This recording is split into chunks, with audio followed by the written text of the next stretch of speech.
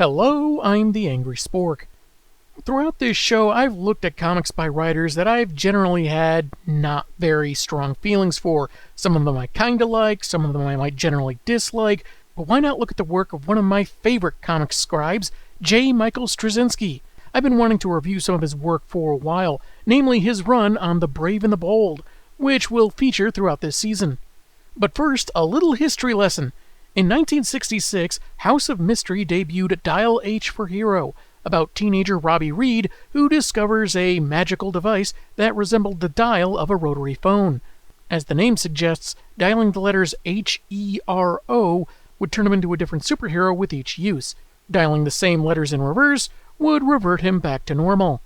Kinda makes the Power Rangers holding up belt buckles and yelling dinosaur names seem like more of a time saver. In the early years, it was also possible to use it to dial villain for someone to become, well, obviously, and once, Robbie's girlfriend gained powers by dialing heroin, because girl and 1960s. The device would change hands over the years, similar artifacts worn by other people would emerge, and it's not a stretch to suggest that this may have heavily influenced the creation of the Ben 10 franchise. The Dial H concept has stuck around, showing up in various titles, having a few relaunches, but arguably remains in obscurity. With that in mind, I'm taking issue with The Brave and the Bold, Volume 3, number 27, written by JMS, with art by Jesus Saez and Trish Mulvihill, which has a dialed-up champion team up with a certain pointy-eared detective. Let's see if this comic makes us want to turn the page, or turn our heads.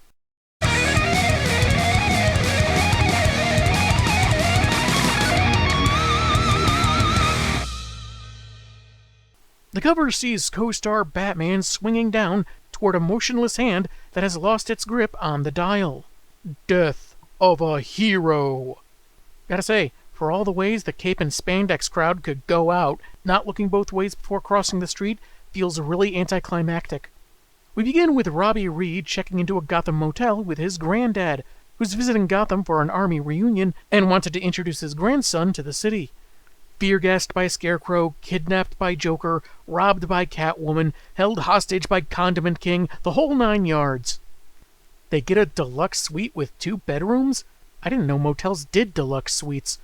What do I know? The clerk advises the visitors to take standard Gotham precautions.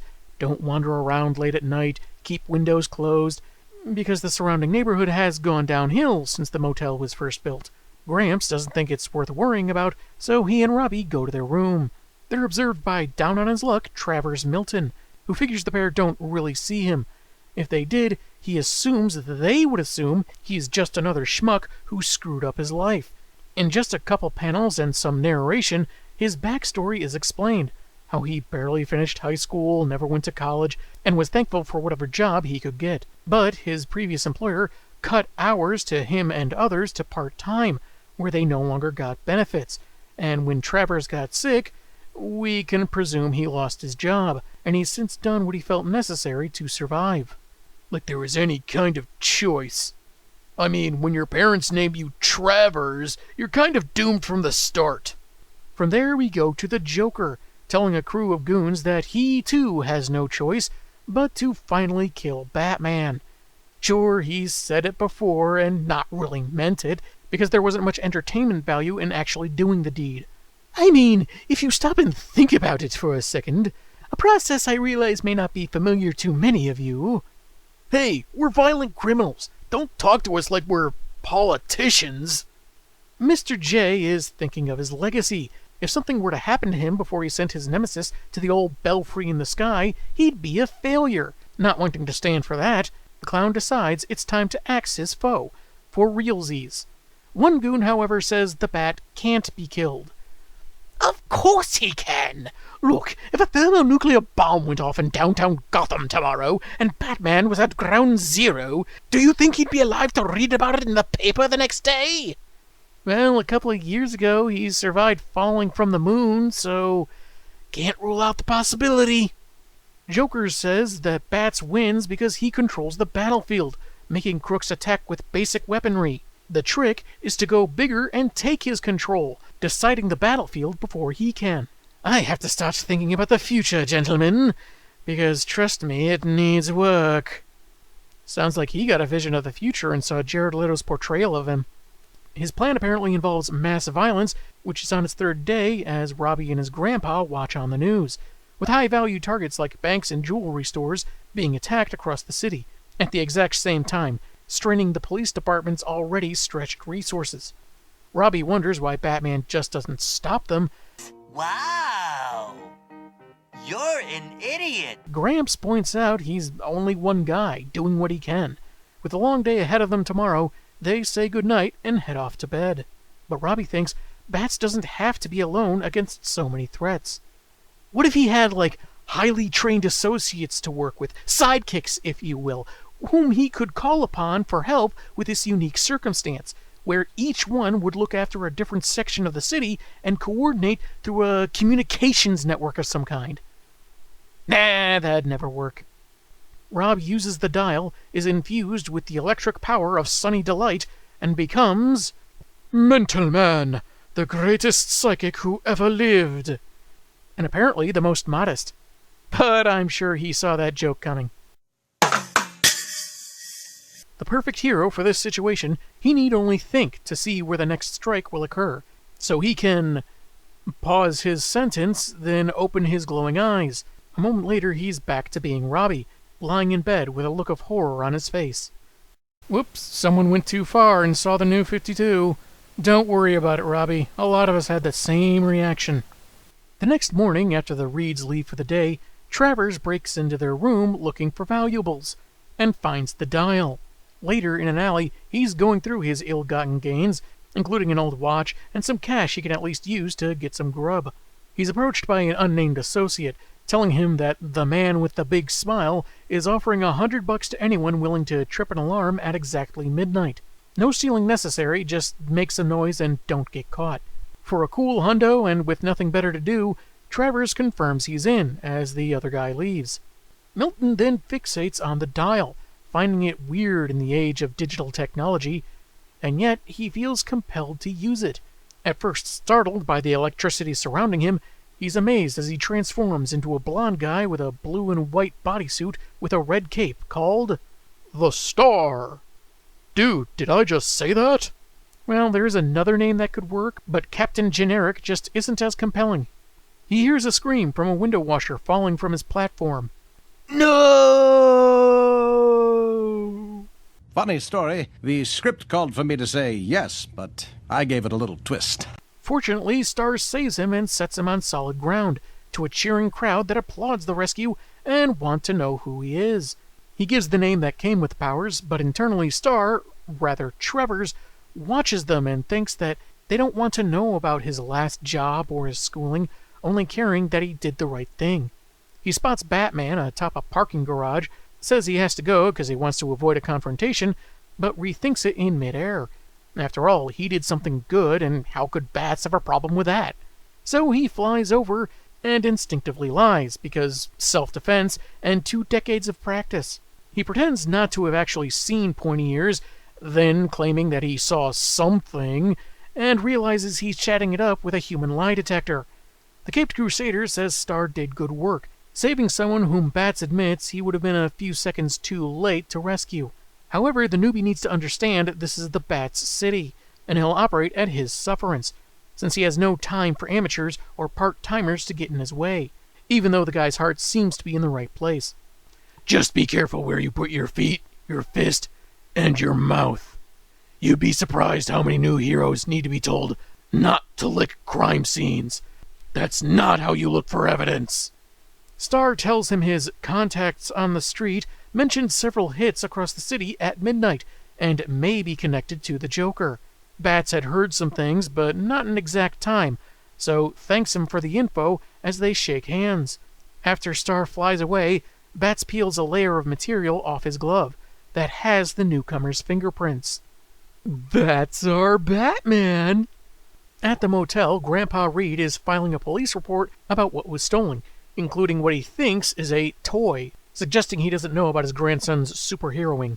Meanwhile, Robbie watches the news about the city's newest hero, and Travers is watching him from outside, partly wanting to return the dial, knowing he should, but he's always wanted to do the right thing, Life just never seemed to give him the chance until now. So instead of giving the device back, he stops some crimes, saves some lives, and for the first time ever, is not only getting respect, he's actually happy. Eventually, as he sees on a clock tower, it's about midnight. "Oh no! I'll turn back into a pumpkin any minute! Wait, no, wrong story." Joker's plan has begun, so two heroes get to work in parallel panels that look really cool together. The chaos doesn't let up, and Star can tell Batman is starting to wear out, and if he slows down, people might die. Milton feels good helping out, stopping the attacks. Then Bats finds a warehouse where 4 people are duct taped to a beam, a bomb dangling over their head, and Joker somewhere else holding a detonator. Over some kind of communications, he taunts how exhausted his foe must be, that he can either die trying to save them or walk away and let the innocents die. Literally or figuratively, it's over for the Dark Knight. I guess I should salute you as a worthy adversary and all that, but the truth is, I really did hate your guts. You know, maybe Bats should sacrifice himself. Hear me out! See, if he dies at the Joker's hands, Bruce will just return in a year through some magical or metaphysical loophole. Then Mr. J will maybe see the futility in his efforts and give up being a criminal. The answer to stopping Joker without killing him was there the whole time. That's when the Star, having superheard this exchange, busts through the window, narrating how he'd never had the chance to do anything decent until now. He begs God to let him do good, grabs the bomb, and flies out the other side of the building, saying thank you just before detonation. That made water come out my eyes.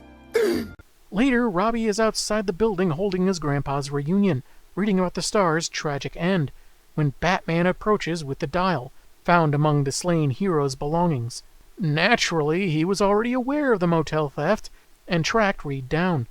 The teenager explains what the device can do, and how, as Mental Man, he saw that whoever would use it next to help Bats would die. Rob intentionally left it out to be stolen, because he didn't want to die. He feels that he's a coward who doesn't deserve the dial. Bats disagrees. He's a kid, and kids shouldn't die so the right thing can be done. But then, there's never a good reason why any child should have to die. But what if there's a class of 3rd graders with Kid Hitler, Kid Charles Manson, Kid Joker, Kid Darkseid? Oh geez, not this question again.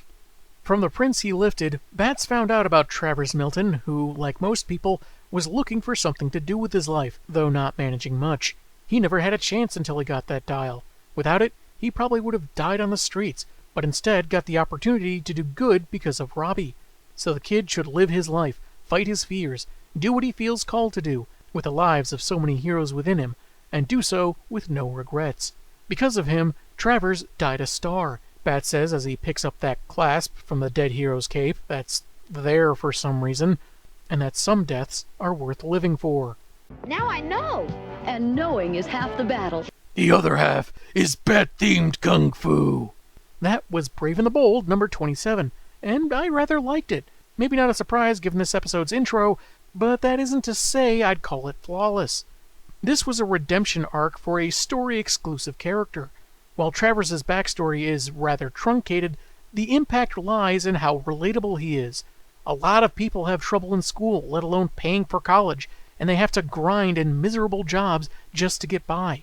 But because most people who break themselves for work that they hate are often the most screwed over, a health emergency can end up more costly than a checkup. Mr. Milton is an example of how not all criminals really take joy in what they do. Some are just trying to survive. Not everyone who's starving would have qualms about taking eating money from an insane jester just to trip a car alarm. But when given the chance, the power and resources to do what's right, many will show their inner humanity. It's not unlike what happened in The Dark Knight, relying on the inherent goodness of those we would normally consider bad. Spoilers if you've been sleeping on that movie for some reason. Setting aside how understandable it is that Robbie wasn't ready for the sacrifice play, it does make you wonder about the dial itself. The prediction he had as dime store Charles Xavier is worded as the next person to use it would die, suggesting there may be some manner of intelligence for the artifact, something that would give the user the right hero at the right time. knowing the teenager wouldn't be up to it and that someone else would be, someone that lives in the criminal circle and gains certain knowledge Reed wouldn't have. Perhaps that's why the Star has a lot of familiar superpowers like strength, flight, and enhanced hearing. Convenient, huh, folks? Though for some reason, not the invulnerability to survive the explosion, so if there was an intelligence behind the dial, maybe it knew how adrift this Travers guy was gonna die in the streets like Bats later suggested, and decided to let him go out in a blaze of glory. Travers' narration made it pretty clear what he thought of himself. Frequent negative self-talk, which is probably why he presumes others think so little of him, because he thinks so little of himself. He's incredulous when Batman suggests he has noble intentions. He even goes so far as to change his speech pattern into something more formal, how he thinks superheroes would talk, and not just some guy off the street.